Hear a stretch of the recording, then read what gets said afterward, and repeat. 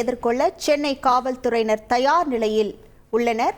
12 காவல் மாவட்டங்களிலும் 36 சிறிய கட்டுப்பாட்டு அறைகள் அமைக்கப்பட்டிருக்கிறது. இது குறித்தான முழு விவரங்களோடு இணைகிறார் நமது செய்தியாளர் சாலமன்.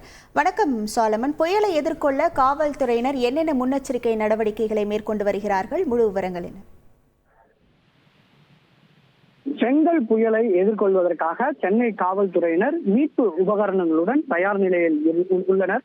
குறிப்பாக சென்னையில் உள்ள 12 காவல் மாவட்டங்களில் மொத்தம் 39 சிறிய கட்டுப்பாட்டு அறைகள் அமைக்கப்பட்டு உபகரணங்களுடன் தயார் நிலையில் உள்ளனர். குறிப்பாக அந்த மீட்பு பணிகளுக்கான அந்த போட்டுகள் மற்றும் படகுகள் உள்ளிட்ட பல்வேறு மீட்பு உபகரணங்களுடன் போலீசார் தயார் நிலையில் உள்ளனர்.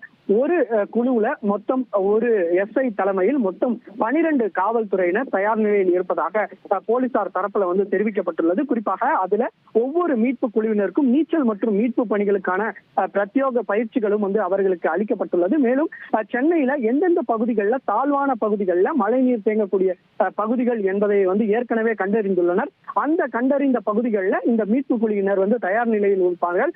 குறிப்பாக கட்டுப்பாட்டு அறைக்கு 100 என்ற எண்ணுக்கு தொடர்பு கொள்ளக்கூடிய நபர்களுக்கு உடனடியாக இவர்கள் சம்பவ இடத்திற்கு சென்று அந்த பணிகளை நீக்கக்கூடிய பணியில ஈடுபடுவார்கள். அது மட்டுமின்றி சாலையில ஏதேனும் மரங்கள் ஏதேனும் விழுந்தால் இவர்கள் அந்த மரங்களை அறுக்கக்கூடிய இயந்திரம் மூலமாக உடனடியாக சம்பவ இடத்திற்கு சென்று அந்த மரங்களை அறுத்து அப்புறப்படுத்தக்கூடிய பணியிலையும் போக்குவரத்து இடையூறு ஏற்படாமல் இருப்பதற்காக அங்கேயும் பிரத்யேகமாக குழுக்கள் அமைக்கப்பட்டு கண்காணிப்பு பணியில் ஈடுபட இருப்பதாகவும் அவர்கள் தகவல் தெரிவித்துள்ளனர். இந்த குழுக்களானது இன்று முதல் பிரிந்து செயல்பட உள்ளனர். குறிப்பாக ஒரு காவல் மாவட்டத்தில் மற்றும் 3 குழுக்கள் செயல்பட உள்ளது.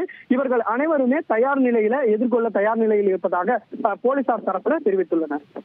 விவரங்களுக்கு நன்றி சாலமன். செய்திகளை உடனுக்குடன் தெரிந்து கொள்ள உடனே சப்ஸ்கிரைப் பண்ணுங்க.